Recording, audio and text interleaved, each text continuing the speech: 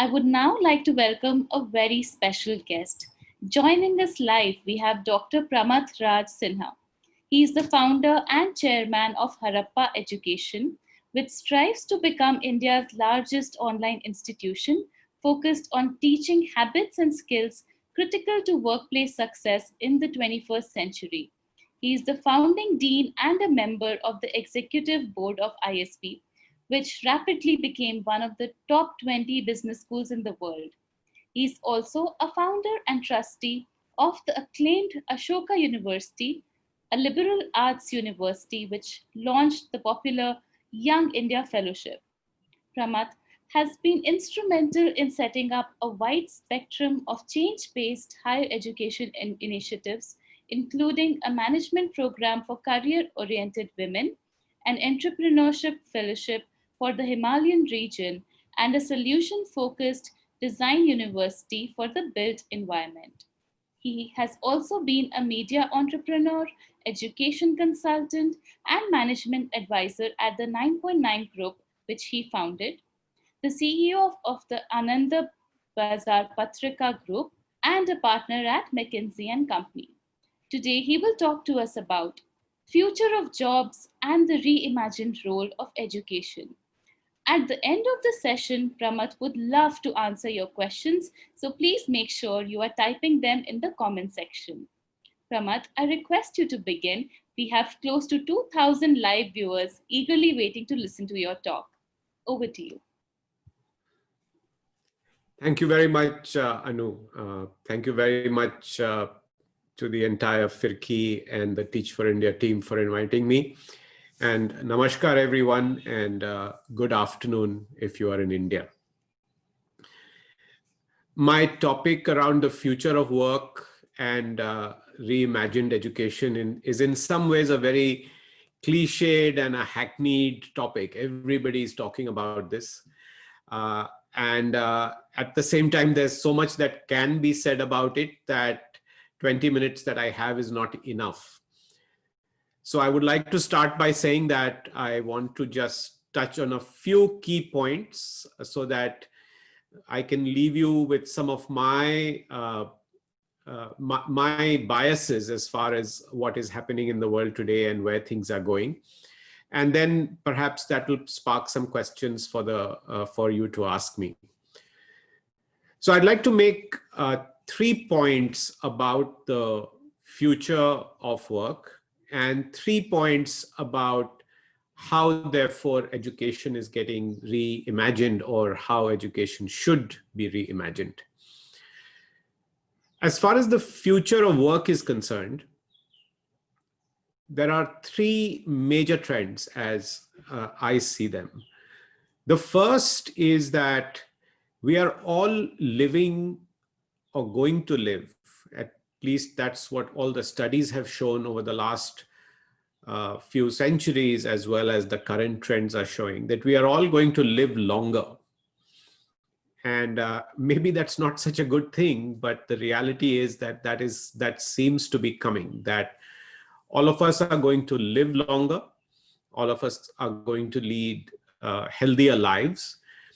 And therefore, if you look at both these, we are all going to have longer working lives. So there's been a lot written about something that people are calling the 100-year life. And people are also now writing more and more about the 60-year curriculum. And I'll come to that, and that connects to my education points. But suffice it to say that, I'm 56 years old. When my father was around this age, he had pretty much retired. He wasn't really looking to do anything bigger other than to continue to pursue his interests in writing and literature and so on. But here I am at 56, and I've just launched a new company called Harappa last year. And as most people say, if you're launching a startup, there's still 10 more years. I'm involved in setting up new universities. It's not that I am any unique. I look at all my peer group and my friends, and they're all going strong. My sister is going to turn 70 in a few weeks. In fact, this month. And she, in fact, is full of energy and is doing stuff. She used to be a former IPS officer and has, in fact, been working very hard for the last 10 years post her retirement, which was at when she was 60. So we are all working longer, living longer, and that has implications. Now, the second point I want to make around the future of work is that because of massive technological shifts that are going to take place, we as human beings are also, as we are working, we are also very smart and intelligent, and obviously human beings have a lot of ingenuity. And because of that, we are driving progress in technology, and in terms of how things are done in the world, getting more efficient, getting more productive, bringing in ideas like artificial intelligence and so on. Because of which, what is happening is that during our lifetimes, we are going to have multiple careers. My father generation in the 50s and 60s, people studied something, they took a job, and they stayed on in that job for the rest of their life. If you look at my generation, we are all doing multiple things.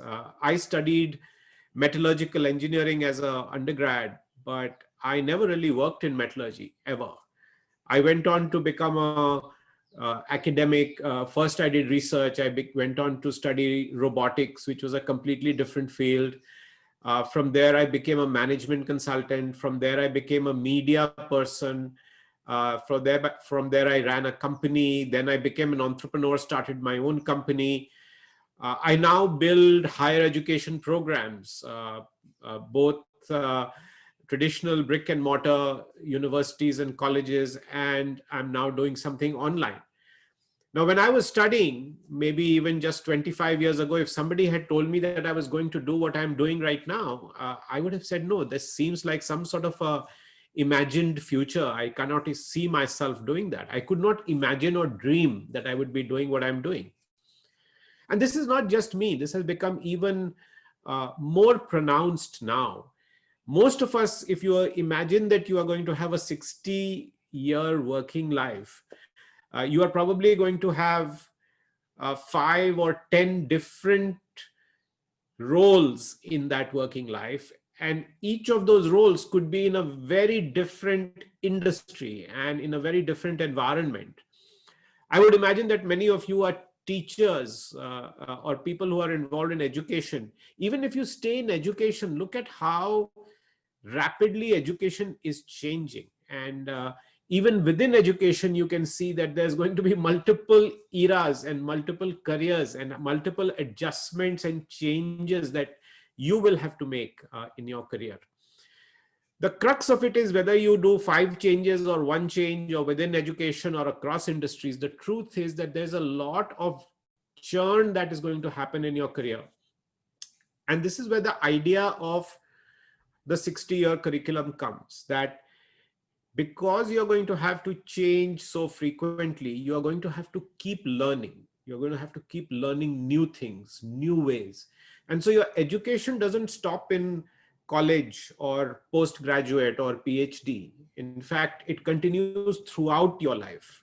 And therefore, the idea of a 60-year curriculum, that the curriculum is not, 40 courses or 30 courses that you would do in a 3-year or a 4-year program, but your curriculum now becomes your entire life. Throughout your life, you are learning, and you're learning to make changes and do new things. So that's the second idea, which is the idea of changes in your career and a 60-year curriculum that basically requires, and a lot of this is now again jargon and very common to say, that you will have to do lifelong learning. That learning is now a lifelong phenomenon, and that it's not just confined to when you're in school and college, and that you will have a 60-year curriculum. The third important thing that is happening, and this is a slightly different point from the second point, is that the changes that are happening are completely unpredictable. So you don't know what is coming tomorrow. You don't know which direction you will have to change. Yes, you know that you'll have to change, but you don't know how you will have to change. You don't know from to what you will have changed. You know where you are now, but tomorrow what will come, you don't know. So that then places an extra burden on you, that how do you stay prepared for change, but not just change, but the change in your career, the change in your life that is unpredictable. Uh, the changes that are being brought about even by the current pandemic and the crisis are quite unpredictable. It is now clear to all of us as teachers that we do have to learn how to teach online. Many of us have not really had to do that before, and we are being forced to do that. So if you look at the future of work, those are the 3 points I want to highlight. And there's a lot of other points that people have highlighted, but to me, those are the 3 points I want to highlight. The point that you're living longer and your life, your work life becomes very long. The fact that within that work life, you're going to have multiple careers and multiple changes. And number 3, which is a slightly different point, that which shifts will come when is completely unpredictable. Now let's move on to what happens therefore, what are the implications for education.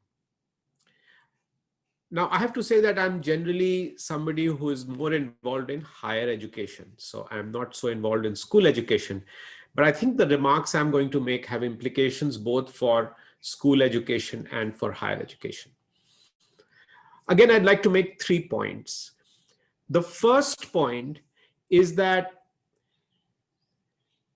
because there are going to be frequent shifts and you're going to have to learn a new skill or a new area or a new body of knowledge every so often, education has to train our young children to be agile and flexible and be able to make those shifts as they come their way quickly.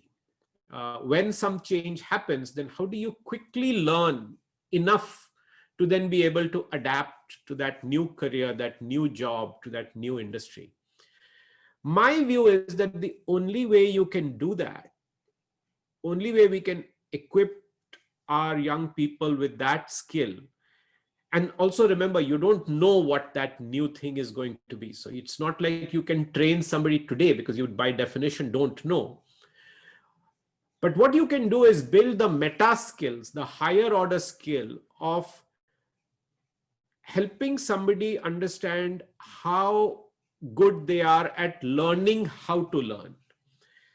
Now, again, learning how to learn, growth mindset, a lot has been said about this, written about it. In my experience, one very tangible way of teaching people that is to have a very multidisciplinary curriculum.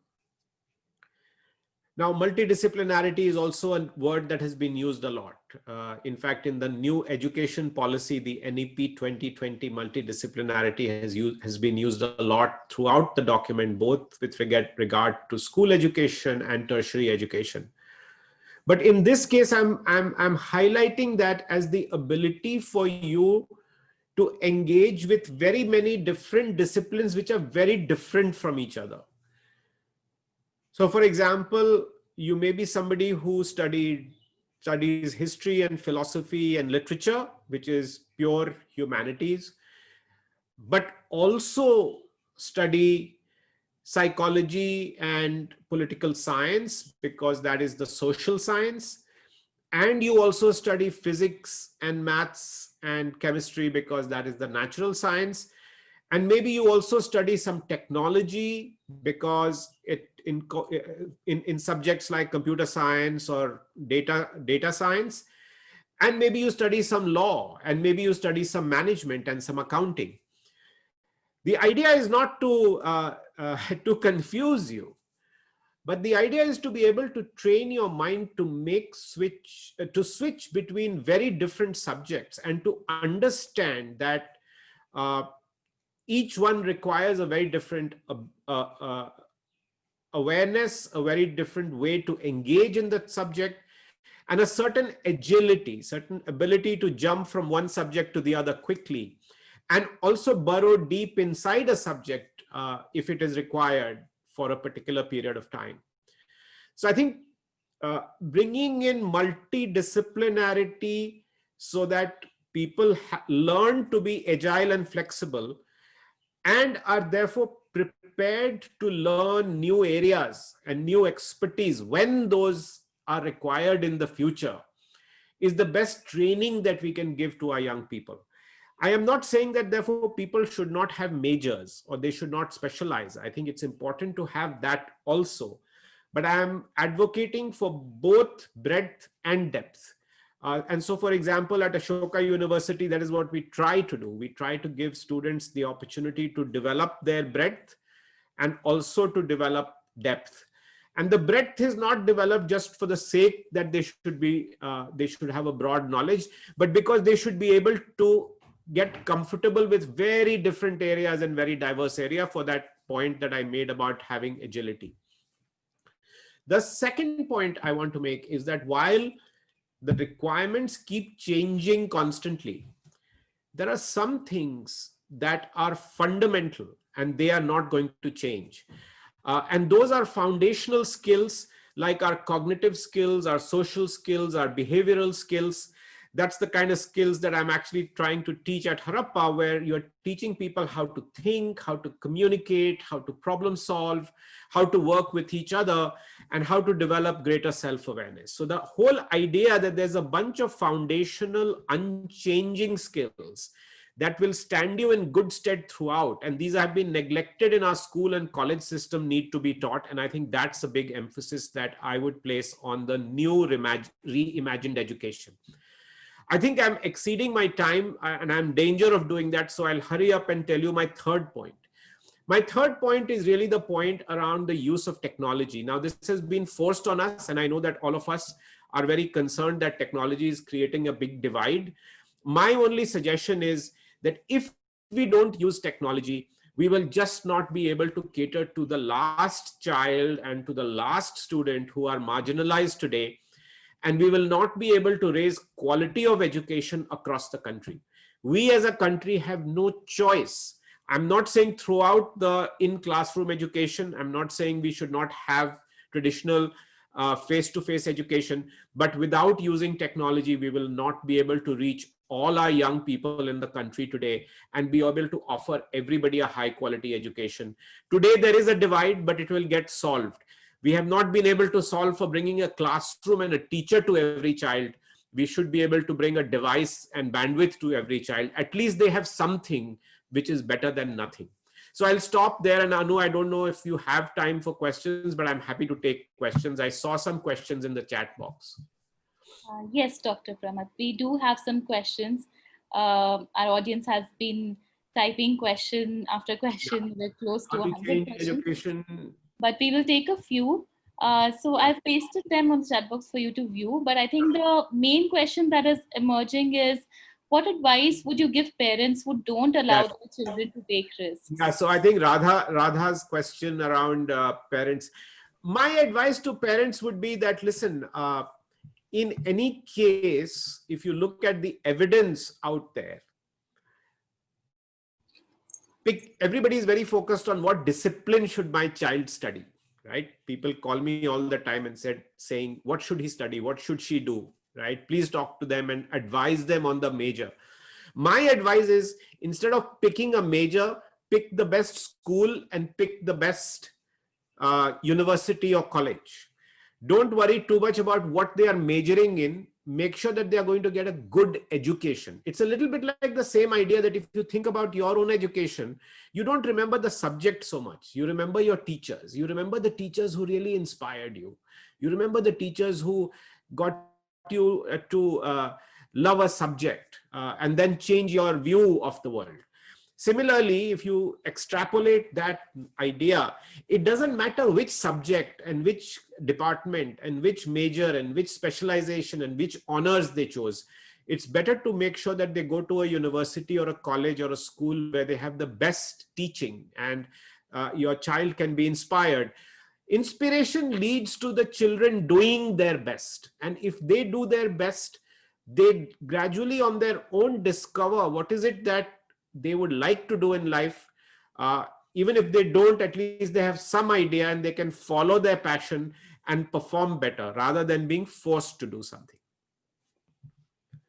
Uh, One last question.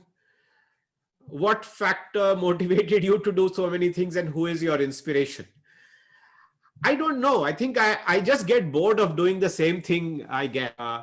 But no, jokes apart, I think all of us search for something that motivates you. Motivation, I like to say, or passion, like people say, doesn't grow on trees. You discover these things. So you try something new, and then you like it. And you say, okay, I'm going to do this. Equally, I have tried other things and not liked them and thrown them away. But I do think that one of the things that has motivated me in education is because I benefited from a very good education. That changed my life. And I think that if I can do something to provide the same opportunity to others, I would be actually doing something that is meaningful in my own life. I think, Anu, that should give you enough time for me to finish, or should I take some more questions? I think we're good. We can close the session. Thank you, everyone, for watching. Thank you, Dr. Pramath.